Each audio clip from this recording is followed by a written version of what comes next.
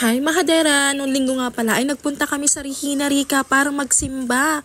Ayan, at nung papasok pa nga lang kami, talaga naman napakahaba na ng pila, mapamotor man o sasakyan. Talaga namang dinadayo itong Regina Rica. Napakaganda naman kasi talaga nitong pasyalan. At ayan, bumaba na nga ang clan ng Mahadera at kasama nga namin dyan si Kyle Paz. At ito na nga, sisimulan na nga namin ang pag-akyat papunta kay Mama Mary. At ayan, akay-akay ko nga ang maldita ng aming pamilya.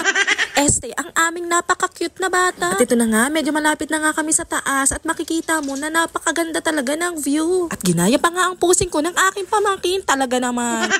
Konting hakbang na lang at makakarating na tayo sa tuktok. At least nakasunog tayo ng ilang percent ng calories natin. Nung nasa taas na nga kami, kitang-kita namin kung gaano karami ang nakaparadang motor.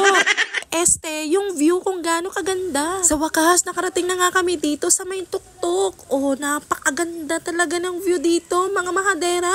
Kung hindi pa kayo nakakapasyal dito, mga Mahadera, ano pang hinihintay ninyo? Punta na kayo dito. At tinitiyak ko, Mahadera, na sulit ang pagbiyahe ninyo. Sa view pa lang, panalong-panalo na kayo dito. After nga naming umakyat, pababa naman kami para makapunta dito sa may simbahan. Ayan nga pala ang kanilang simbahan dito, mga Mahadera. Yan, malapit na kami makapasok sa may simbahan at mamaya makikita ninyo kung gaano kaganda ang loob nito, mga Mahadera. At dito sa may harapan na simbahan, meron kang makikita dito na wishing well. Sa may mga wish dyan, punta na kayo dito at baka magkatotoo ang inyong wish. At syempre, hindi ito pinalagpas ng inyong Mahadera. O ayan, nag-wish na ako. At ito na, Mahadera, ang loob ng simbahan. O diba, napakaganda. Pagpasensyahan nyo na, mga Mahadera, kung hindi ko talaga napigilang kumuha ng video dito sa loob. Kasi naman, manghang-mangha ako sa ganda dito. Sandali lang naman ako nag-take ng videos at syempre, taimtim na ako nakinig kay Father.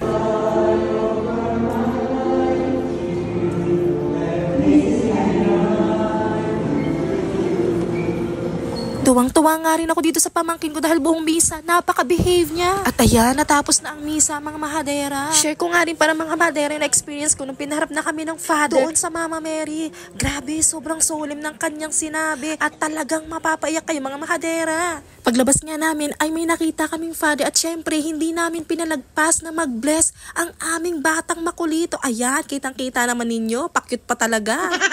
Habang naglalakad kami, nakita namin na meron ng sheep o tupa dito sa may labas. Syempre, hindi ko pinalagpas kaya ako ay lumapit para mabidyohan ko ito kasi ngayon lang talaga ako nakakita ng tupa, Mahadera.